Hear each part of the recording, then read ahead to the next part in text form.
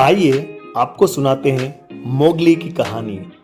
इस कहानी को लॉर्ड बेडन पॉवेल ने रुडयार्ड किपलिंग की चर्चित पुस्तक जंगल बुक से प्रेरित होकर अपनी पुस्तक वोल कब हैंडबुक में किसी विशेष उद्देश्य से समायोजित किए। तो चलिए जानते हैं यह कहानी हमारे कब्ज के लिए किस तरह उपयोगी होगी। एक बार की बात है, एक लकड़हारा हमेशा की तरह अपनी पत्नी और बच्चे के साथ जंगल में लकड़ी काटने जाता है। उस दिन उसे कुछ ज़्यादा ही देर हो जाने के कारण अंधेरा हो जाता है और वह जंगल में ही रुकने की सोचता है। जंगली जानवरों से बचने के लिए वह लकड़ियाँ जलाकर आग लगा देता है। दोनों पति पत्नी अपने बच्चे को बीच में सुलाकर खुद भी गहरी नींद में सो जाते हैं। थोड़ी देर में आग भी बुझ जाती है, सिर्फ अलाव रह जाता है। रात में बूढ़ा शेर जंगल में शिकार करने निकलता है। घूमते घूमते उसे अलाव की रोशनी में लकड़हारा और उसका परिवार दिखाई देता है। लकड़हारे के पास कई हथियार देखकर वह अपने बुढ़ापे के कारण उस पर हमला करने से डरता है। तो अब वह अपना निशाना बच्चे को बनाता है। उसको दबोचने के लिए वह दबे पांव आगे बढ़ता है, लेकिन तभी उसका पांव अलाव पर पड़ जाता है और उसके मुंह से दहाड़ निकल जाती है।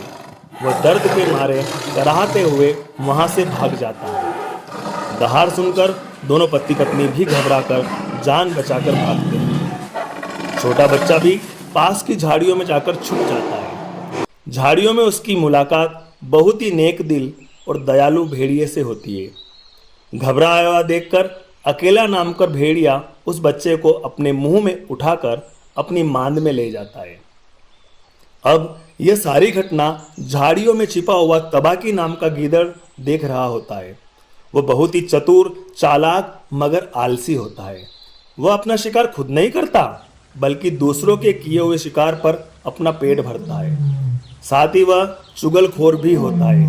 वह सोचता है कि अब वह बूढ़े शेर को जाकर चुगली लगाएगा कि उसका शिकार अकेला ले गया है।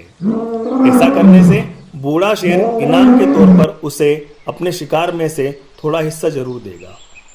उधर अकेला इंसान के उस बच्चे को जब अपनी मांद में ले जाता है तो उसकी पत्नी मादा भेड़िया रक्षा को उस पर बड़ा प्यार आता है और वह उससे अपने बाकी के बच्चों के साथ पालने की बात करती है।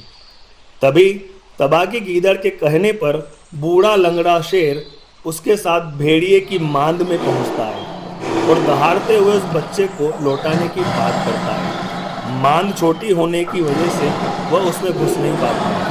अंदर से अकेला भेड़िया उसे भाग जाने को कहता है, यह कहकर कि दूसरों के शिकार पर कब्जा करना जंगल के कानून के खिलाफ है।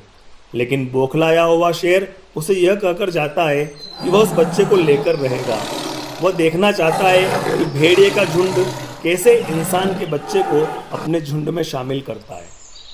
शेर के जाने के बाद भेड़िया भी सोचने लगता है कि बात तो वह सही कह कर गया है।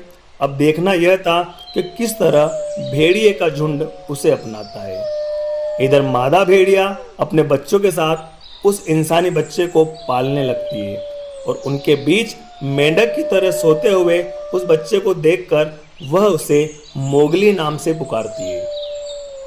अब झुंड के नियम अनुसार जब बच्चा थोड़ा बड़ा हो जाता है तब उसे झुंड का सदस्य बनाया जाता है, जिसके लिए हर पूर्णमासी की रात को अकेला भेड़िया एक चट्टान पर बैठकर पेक कॉल करता है, जिससे सभी भेड़िए अपने बच्चों के साथ इकट्ठा होकर चट्टान के पास आ जाते हैं और विशाल गर्जना करते हैं। एक पेक मीटिंग के दौरान बच्चे सभी अंदर की तरफ बैठ जाते हैं ताकि कोई दूसरा जानवर हमला ना कर सके। उसी में मोगली को भी बिठाया जाता है। इसी बीच फिर से बूढ़ा शेर आकर बच्चे की मांग करता है, लेकिन अकेला उसे भगाने की कोशिश करता है। अब उसकी सदस्यता के लिए अकेला भेड़िया सभी से बात करता है।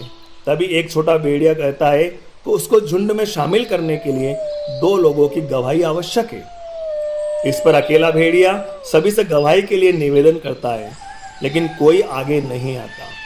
तभी बगीरा नाम का तेंदुआ और भालू अपनी गवाही देने को तैयार हो जाते हैं।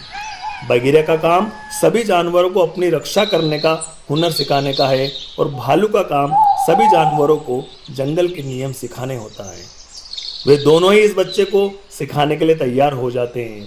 इस तरह मोगली झुंड का सदस्य बन जाता है और बूढ़े शेर को बिना शिकार के ही वापस जाना पड़ता है। इस तरह मोगली जंगल के नियम कानून सीखते हुए और सभी जानवरों से अपनी रक्षा करते हुए जंगल के वातावरण में बड़ा होता है। यही बात हम कब्स को भी सिखाते हैं कि किस तरह हमें नियमों के दायरे में रहते हुए अपनी रक्षा खुद करते हुए हमारे जीवन को आत्मनिर्भर बनाना है और आगे बढ़ते जाना है।